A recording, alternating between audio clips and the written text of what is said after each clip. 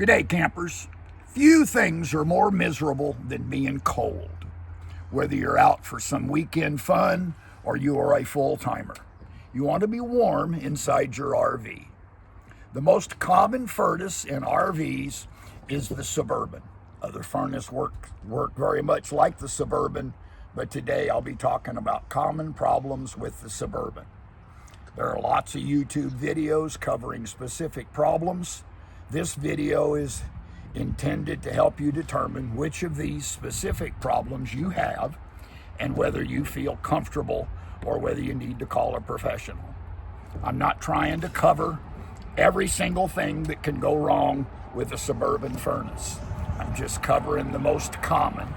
If I tried to cover them all, it would take like an hour and waste all your time. If it's not covered in this video, then I'd suggest calling a professional. There are a number of models of Suburban RV furnaces, and the only real difference is they are different BTUs.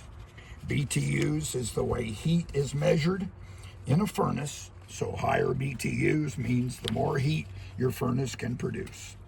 This is the one in my toy hauler. Yours will probably look very similar. I've removed the outside cover just for show and tell. I've put a link in the description to the video for how to remove this cover.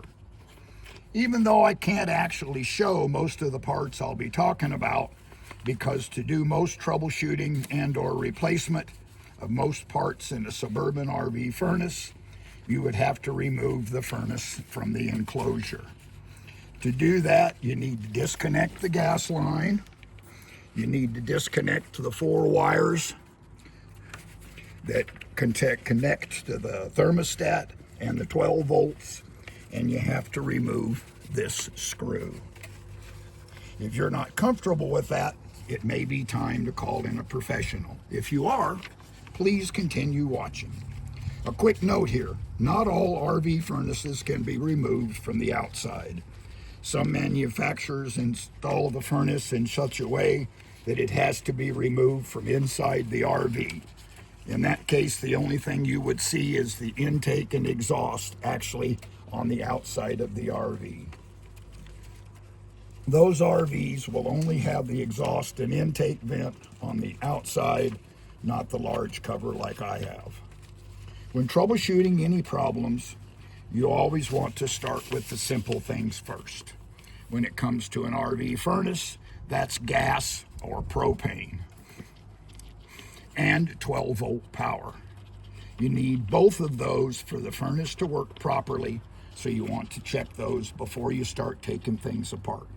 To check your propane, verify that other propane powered devices are working, like the stove or your gas water heater. If they work, then you know you have propane in the tank. Later, if needed, we'll verify that propane is getting to the furnace. When it comes to 12 volts, also known as battery power, don't assume just because you're connected to shore power that battery voltage is okay. If other things like your lights are working, your batteries are probably good, but to be sure, use your multimeter to verify battery voltage is above 12 volts. If the converter is working, your multimeter should show something over 13 volts. Anything less than 12 volts can have unpredictable results at the furnace.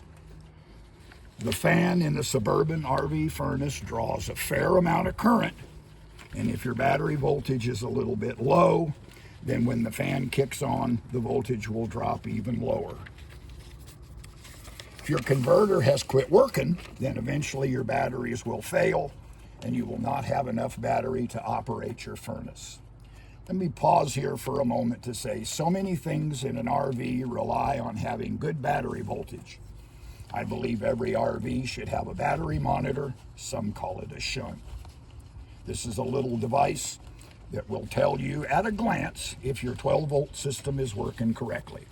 Check out my video on installing a battery monitor for more information. I put a link in the description of this video. Once you know you have propane in the tank and a solid 12 volts, ask yourself, what is the furnace doing or not doing?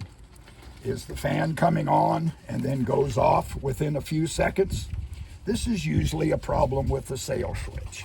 It's located up in here. The job of the sail switch to tell the control board that the fan is actually running so it can open the gas valve and then light the burner. Is the burner lighting? If not, there could be a problem with the gas valve. You want to listen for the thunk of the solenoid and smell it to see if you smell propane when the furnace is trying to light. No thunk could mean a bad solenoid or no 12 volts at the solenoid. No propane smell could mean the gas valve is clogged. This is an example of a gas valve. It's the one in my Suburban RV water heater. If you hear a thunk and smell propane, do you hear the tick, tick, tick of the igniter? It will try 3 times. If the flame doesn't light, then it stops trying. This usually indicates a problem with propane. If you don't hear the tick, tick, tick, then there's a problem with the igniter. If the solenoid and the igniter seem to be working, then the problem could be the high limit switch. The high limit switch is a safety switch that shuts the furnace off if it gets too hot. Does the furnace come on but within a short time shut right back off?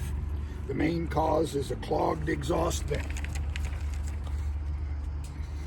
This is something you can check and even correct without taking the furnace apart. If none of what I've talked about are your problem, I'd suggest you call a local RV tech and see if they can fix it. As usual, thanks for watching, and please like this video, and while you're at it, subscribe to our channel to see future videos.